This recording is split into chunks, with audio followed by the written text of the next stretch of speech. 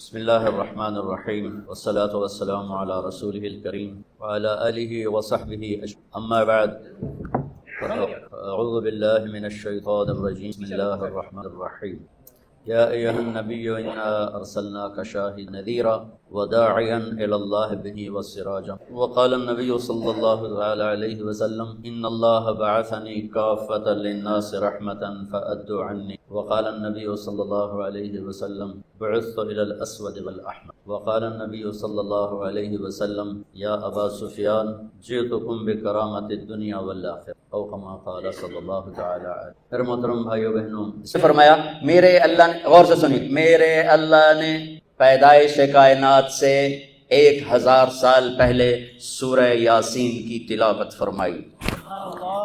میرے نبی کا ایک نام کیا ہے؟ میرے اللہ نے یاسین کی تلاوت کر کے کہا یاسین والقرآن الحکیم، یاسین مجھے قسم ہے قرآن حکیم کی، انک لمن المرسلین، آپ میرے رسول ہیں. کوئی سامنے ہے، کوئی سامنے ہے، کوئی سامنے وجود ہے جسے کہا جا رہا ہے آپ. دیکھنا، آپ تو سامعین کے لیے ہوتا ہے، ناظرین کے لیے ہوتا ہے، جو سامنے بیٹھے ہوں، اور جو موجود ہی نہ ہو اس کے لیے وہ کا لفظ ہوتا ہے.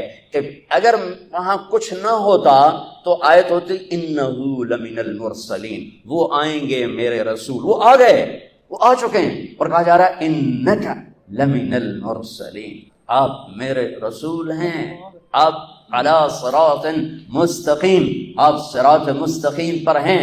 بی بی سعدیہ، حلیمہ سعدیہ رضی اللہ تعالیٰ عنہا نے جب محبوب مصطفیٰ کو گود میں لیا اور بیٹھی اپنی گدھی پر، وہ مریل ٹٹو گدھی، جب آپ کو گود میں لے کر گدھی پر بیٹھی تو گدھی نے ایک چھلانگ لگائی اور قبلہ رخ ہو کے سجدہ کیا، پھر سر اٹھایا، پھر سجدہ کیا، پھر سر اٹھایا، آسمان کو دیکھا، پھر سجدہ کیا.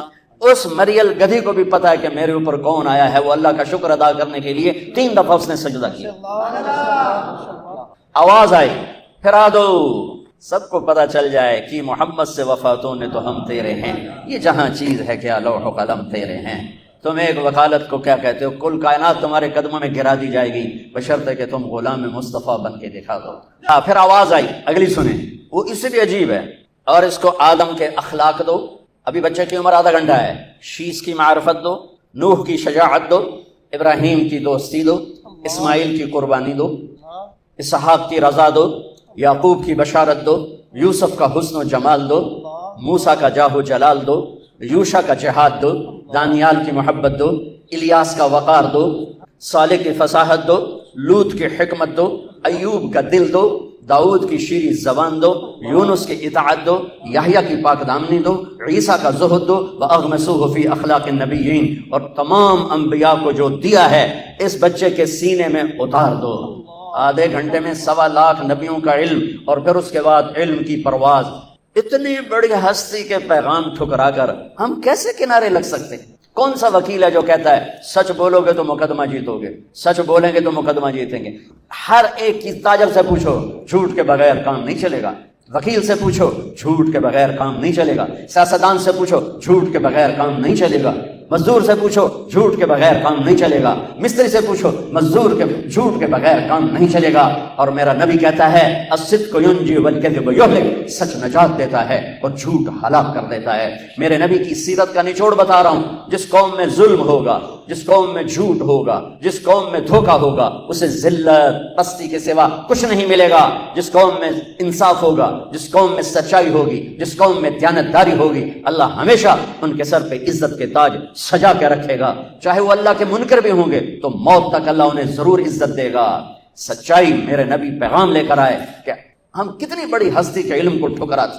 انسان دیکھتا ہے آنکھوں سے، آگے مجھے نہیں پتا پیچھے کون کھڑوتے ہیں، اور سجے کھبے والے میں نہیں پتا لگ رہا ہے کون، جو کہ میں فوکس کی تو ہے سامنے. میرے نبی نے سلام پھیرا اور فرمایا کیا ہوا لوگوں کو؟ مجھ سے پہلے رکوع میں چلے جاتے ہیں، مجھ سے پہلے سجدے میں چلے جاتے ہیں، میں جیسے آگے دیکھتا ہوں ایسے پیچھے بھی دیکھتا ہوں. میرے نبی نے فرمایا کہ میرے اللہ نے پیدائش کائنات سے 1000 سال پہلے، اور پیدائش کائنات کو سائنسدان کہتے ہیں بگ بینگ جو تھا، کوئی 25 سے 30 ارب سال پہلے دھماکے سے کائنات بنی. ہم بھی اسی کو لے لیتے ہیں چونکہ ہمارے پاس کوئی اور ایسی دلیل کوئی نہیں، نہ اس کا انکار کرنے کی نہ اس کا اقرار کرنے کی. تو 30 ارب سال سے 1000 سال پہلے جب صرف اللہ تھا، هل اتى على الانسان حين من الدهر لم يكن شيئا مذكورا، اور اولم یری الذین کفروا ان السماوات والارض کانتا رتقا ففتقناهما وجعلنا من الماء كل شيء حي افلا یؤمنون. اللہ تعالیٰ ان دو آیات میں بتا رہا ہے کہ ایک زمانہ تجھ پر ایسا تھا تو کچھ نہیں تھا، زیرو تھا، اور ایک زمانہ کائنات پہ ایسا تھا کہ یہ زیرو تھی، عرش نہیں، فرش نہیں، لوح نہیں، قلم نہیں، کرسی نہیں، جبریل نہیں، میکائیل نہیں، اسرائیل نہیں، اسرافیل نہیں ہے، آسمان نہیں ہے، زمین نہیں ہے، چاند نہیں، سورج نہیں، ستارے نہیں، سیارے نہیں، پانی نہیں، آگ نہیں، ہوا نہیں، پتھر نہیں، پہاڑ نہیں، لوہا نہیں، تانبا نہیں، پیتل نہیں، سمندر نہیں، دریا نہیں ہے، اور میرا اللہ اکیلا ہے. هو اللہ الذی لا الہ الا هو عالم الغیب والشہادۃ هو الرحمن الرحیم. اکیلا میرا اللہ. هو اللہ الذی لا الہ الا هو الملک القدوس السلام المؤمن المہیمن العزیز الجبار المتکبر الخالق البارئ المصور الغفار القہار الوهاب الرزاق الفتاح العلیم القابض الباسط الخافض الرافع المعز المذل السمیع البصیر الحکم العدل اللطیف الخبیر الحلیم العظیم الغفور الشکور العلی الکبیر الحسیب الجلیل الکریم الرقیب المجیب الواسع المجید الباعث الشہید الحق الوکیل القوی المتین الولی الحمید المحصی المبدع المعید المحیی الممیت الواجد الماجد الواحد الاحد الصمد القادر المقتدر المقدم المؤخر الاول الاخر الظاهر الباطن الوالي المتعال البر التواب المنتقم العفو الرؤوف مالك الملك ذو الجلال والاكرام المقسط الجامع الغني المغني المانع الضار النافع النور الهادي البديع الباقي الوارث الرشيد الصبور جل جلاله. یہ اکیلا اللہ موجود ہے، کچھ نہیں. ہمارا سال شروع ہوتا ہے، دیکھو جنوری بھی اللہ کا، محرم بھی اللہ کا. یہ تعصب کی بات ہے کہ وہ کافروں کا سال ہے، یہ ہمارا سال ہے. وہ جنوری سورج کے گرد گھومتا ہے، محرم چاند کے گرد گھومتا ہے. سورج بھی میرے اللہ کا اور چاند بھی میرے اللہ کا. الشمس والقمر دائبین، اللہ نے سورج چاند کو گھمایا. ایک کیلنڈر سورج کے ساتھ جوڑ دیا، ایک کیلنڈر چاند کے ساتھ جوڑ دیا. ہمیں چاند والا کیلنڈر دیا اور اوروں کو، باقی تمام دنیا کو اللہ تعالیٰ نے سورج والا کیلنڈر دیا. اس کی حکمت مجھے سمجھ میں آئی جب میں آج سے 5 سال پہلے ناروے دنیا کے آخری کنارے پر پہنچا، جس کو اینڈ آف دا ورلڈ کہتے ہیں، اور شمال میں وہ دنیا کا آخری کنارہ ہے، زمین کا آخری. اس کے اوپر جا کر پھر نارتھ کیپ بن جاتا ہے. جب میں وہاں پہنچا اس علاقے میں سورج کا کیلنڈر فیل ہو جاتا ہے. 2 مہینے سورج نہیں نکلتا اور 2 مہینے سورج نہیں ڈوبتا. تو سورج کا کیلنڈر ناروے سے 2 گھنٹے کی فلائٹ پر جا کر فیل ہو جاتا ہے. اوٹوا آخری شہر ہے اور پھر وہاں سے 6 گھنٹے کا سفر ہے جہاں اللہ نے مجھے پہنچایا اور میں نے وہ دنیا کا آخری کنارہ دیکھا. اللہ کی مخلوق بہت دیکھی، پر 2 مخلوق کو دیکھ کر جو میرے اوپر اللہ کے خالق ہونے کی ہیبت طاری ہوئی وہ میں کبھی نہیں بھلا سکتا. شاید ہزاروں کتابیں پڑھ کر بھی میں اللہ کے خالق ہونے کی ہیبت کا احساس نہ کر سکتا جیسا میں نے 2 اللہ کی مخلوق کو دیکھ کر میرے اوپر ہیبت طاری ہوئی کہ کتنا بڑا خالق. بلا وہو الخلاق العلیم، کتنا بڑا خالق. ایک ہمالیہ پہاڑ کو دیکھا، اس کی چوٹی ننگی تھی، سارا سلسلہ ننگا تھا. کئی 100 میل کا پہاڑی سلسلہ سال میں 15-20 دن کے لیے کھلا ہوتا ہے، ورنہ سارا سال بادلوں میں ڈھکا ہوتا ہے. تو ہماری فلائٹ جا رہی تھی کھٹمنڈو سے ڈھاکا، تو کیپٹن نے اعلان کیا کہ آج کے مسافر بڑے خوش قسمت ہیں کہ آج ہمالیہ اپنے پورے سلسلے کے ساتھ بالکل کھلا ہے. آپ دیکھ سکتے ہیں یہ سال میں 10-15 دن ہی کھلا ہوتا ہے، باقی بادلوں میں ڈھکا ہوتا ہے. جب میں ادھر بیٹھا تھا، جب اعلان سنا میں اس طرف گیا تو دیکھتے میں ایسے ہوا کہ میں نے اللہ کی ہیبت کا نظارہ جو وہاں دیکھا، ہزاروں کتابیں پڑھنے والا عالم مفسر وہ نہیں میں احساس کر سکتا، نہیں کر سکتا. میری آنکھیں پھٹ گئی اور میرے منہ سے بے ساختہ نکلا اللہ اکبر. مسجد میں نعرے لگوانا تو ویسی بڑی نادانی ہے کہ مسجد اللہ کا گھر، مسجد اللہ کا گھر. یہ ہمارے خطیب نعرے لگوا رہے ہوتے ہیں، نعرے لگوا رہے ہوتے ہیں اللہ کے واسطے. ان خطیبوں کو بھی سمجھاتا ہوں، آپ کو بھی سمجھاتا ہوں، مسجد نعرے لگانے کی جگہ نہیں ہے. نعرے لگانے تو کہیں باہر لگاؤ. مسجد میرے اللہ کا گھر ہے، مقام ادب ہے، مقام ادب ہے. یہ نعرے بازی کی جگہ نہیں ہے. اللہ اکبر، بالکل میری آنکھیں پھٹ گئی. اور دوسری دفعہ جب میں وہاں پہنچا شمالی آخری زمین کے کنارے پر، اور ایک دم میری نظر پڑی تو پھر میرے اوپر کپ کپی طاری ہوئی اور میرے منہ سے نکلا اللہ اکبر. یا اللہ تو کتنا بڑا ہے، تو کتنا بڑا ہے. وہاں جا کر مجھے پتا چلا کہ اللہ نے ہمیں چاند کا کیلنڈر کیوں دیا کہ وہاں سے لے کر اوپر تک سارے علاقے میں سورج کا کیلنڈر کہیں 2 مہینے کے لیے فیل ہو جاتا ہے، کہیں 4 مہینے کے لیے فیل ہو جاتا ہے، نہ نکلتا ہے جی، اور اگلے 4 مہینے میں ڈوبتا نہیں. تو اب رات ہے یا دن ہے کچھ پتہ نہیں، لیکن چاند وہاں پورے نظام کے ساتھ نکلتا بھی ہے، گھٹتا بھی ہے، بڑھتا بھی ہے، ڈوبتا بھی ہے. جب میں وہاں پہنچا مجھے نماز پڑھنی تھی، دن ہے کہ رات ہے، ویسے تو گھڑی موجود تھی پتہ ہے، لیکن جب آسمان کو دیکھا تو کچھ پتہ نہیں. چاند کو چمکتے دیکھا تو مجھے پتہ چلا کہ رات ہے. رات ہے۔ تو وہاں مجھے یہ بات سمجھ میں آئی کہ میرے نبی تو سارے عالم کے نبی ہیں، صرف بر صغیر کے نہیں، عرب کے نہیں، عجم کے نہیں، دنیا کے آخری کنارے میں اگر کوئی رہتا ہے تو میرے نبی کی نبوت کے سائے میں ہے، مانے یا نہ مانے۔ اگر اسے میرے نبی کی شریعت پہ چلنا ہے، نماز پڑھنی ہے، روزہ رکھنا ہے، تو چاند موجود ہے، چاند کو دیکھو، حساب لگاؤ، چاند موجود ہے تو رات ہے، چاند موجود نہیں تو دن ہے، چاہے اندھیرا ہو چاہے اجالا ہو، چاند کو دیکھتے جاؤ، ٹائم بناتے جاؤ، حساب سے چلتے جاؤ۔ وہاں جا کے مجھے پتا چلا کہ میرے رب نے اپنے حبیب کو چاند کا کیلنڈر کیوں دیا۔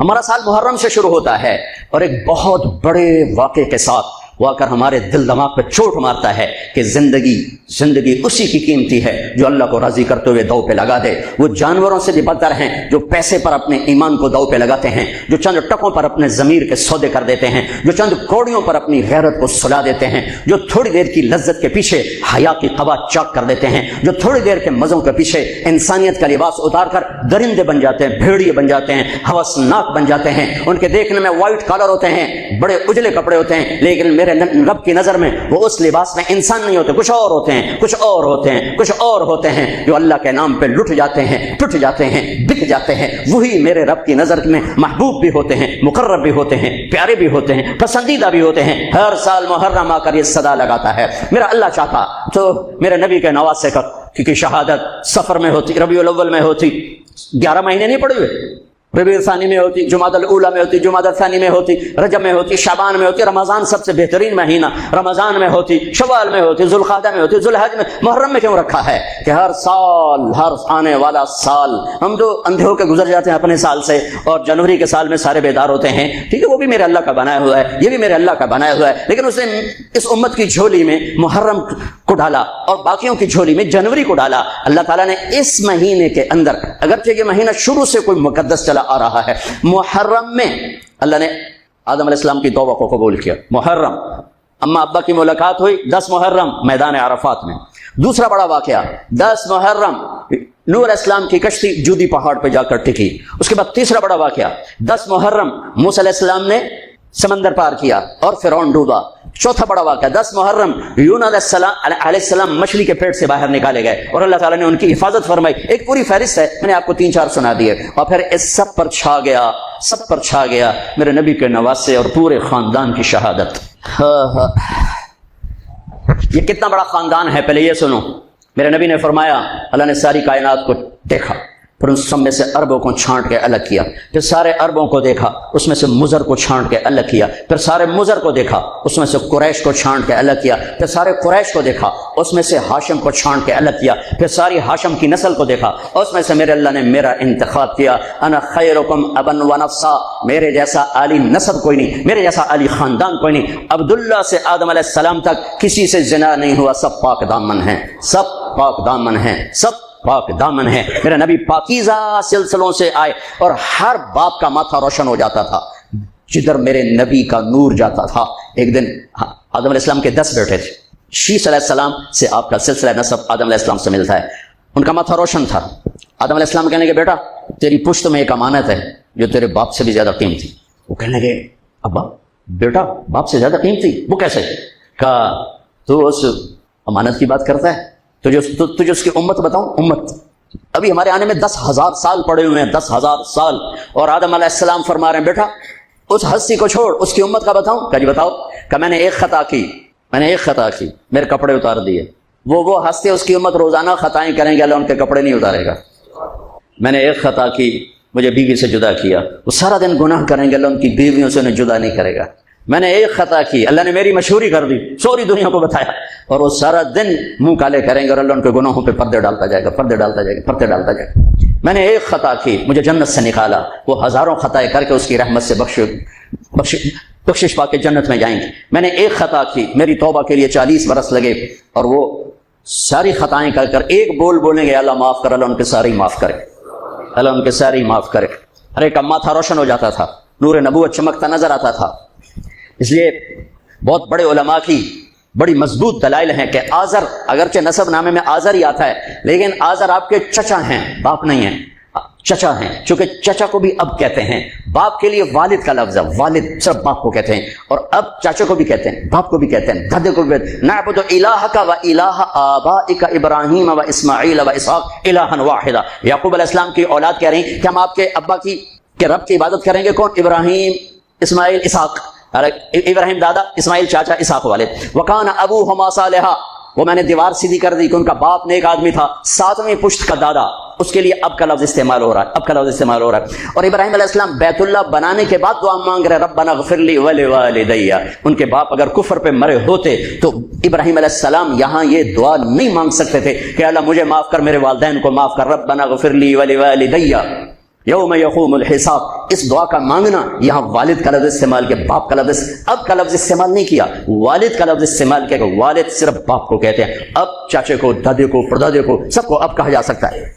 تو بڑے بڑے علماء کی رائے ہے کہ آپ کی نسل میں کوئی بت پرست نہیں آ سکتا، یا دین فطرت ہے یا ایمان ہے، یا دین فطرت بھی ایمان ہے کہ بت پرستی سے پاک ہیں۔ آپ نے کہا سعید بن زید کے والد تھے زید بن نفیل، تو اللہ کے نبی کے آنے سے پہلے انتقال کر گئے۔ وہ بیت اللہ سے ٹیک لگا کے بیٹھا، کہتے ارے قریش، اللہ کی قسم یہ پتھر کے بت ہیں، نہ نفع دیتے نہ نقصان، یہ اس کائنات کے مالک نہیں ہو سکتے، اس کائنات کا کوئی مالک ہے پتہ نہیں کون ہے، پر کوئی ہے مجھے پتہ ہوتا میں اس کی پوجا کرتا۔